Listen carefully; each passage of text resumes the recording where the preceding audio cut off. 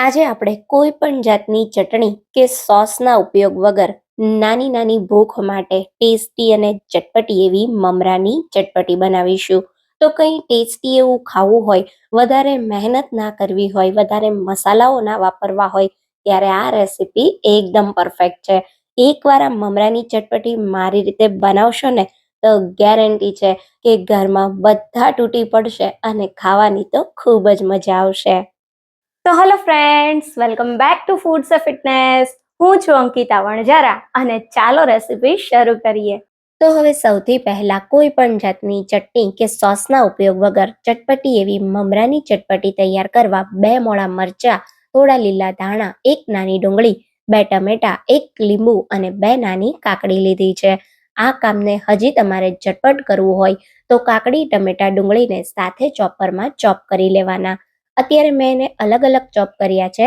તો એક મોટા બાઉલમાં 1 વાટકી જેટલા ટમેટા, અડધી વાટકી કરતાં થોડી વધારે કાકડી, 1 નાની બારીક કાપેલી ડુંગળી સાથે 2 જે આપણે મોળા મરચાં લીધા એને બારીક સમારી લીધા. તીખું ખાવું હોય તો તીખા મરચાં પણ લઈ શકાય.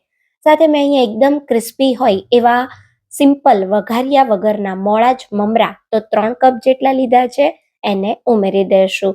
મમરા જો ક્રિસ્પી ના હોય તો એને થોડા તમારે ડ્રાય રોસ્ટ કરી લેવાના. હવે મસાલામાં 1 ટેબલ સ્પૂન કશ્મીરી લાલ મરચું પાવડર ઉમેરીએ, અડધી ટીસ્પૂન કરતાં થોડું ઓછું મીઠું અને અડધી ટીસ્પૂન જેટલો ચાટ મસાલો ઉમેરીએ. 1/4 ટીસ્પૂન જેટલી હિંગ ઉમેરીશું. એનાથી બહુ સારો ચટપટીમાં ટેસ્ટ આવશે. બધા મસાલા મમરા સાથે સારી રીતે કોટ થાય એના માટે ફક્ત 1 મોટી ચમચી જેટલું શીંગ તેલ ઉમેરીશું. શીંગ તેલની ફ્લેવર આમાં એકદમ સરસ લાગશે. અને પછી 1 મોટી સાઈઝના લીંબુનો રસ ઉમેરી દઈએ. સાથે આપણે જે બારીક કાપેલા લીલા ધાણા લીધા એને ઉમેરીએ અને સારી રીતે બધી વસ્તુને મિક્સ કરી દઈએ. આ ચટપટીને વધુ ટેસ્ટી બનાવવા જો ઘરમાં ખારી શીંગ હોય તો એના ફોતરા કાઢીને લઈ શકાય અને દાળિયા પણ ઉમેરી શકાય.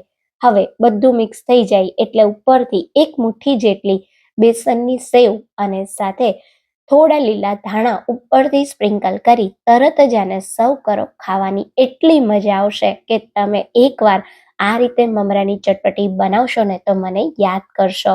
અચ્છા, મજાની વાત કહું તો કોઈ પણ જાતના સોસ કે ચટણી વગર આ ચટપટી એટલી ટેસ્ટી લાગે છે કે તમે એકવાર બનાવશો ને તો 100% ગેરંટી વારંવાર બનાવશો. તો આ રીતે એકવાર મમરાની ચટપટીને જરૂરથી ટ્રાય કરજો. તમને જો આ રેસીપી ગમી હોય તો વિડીયોને લાઈક કરજો અને વધારેમાં વધારે શેર કરજો.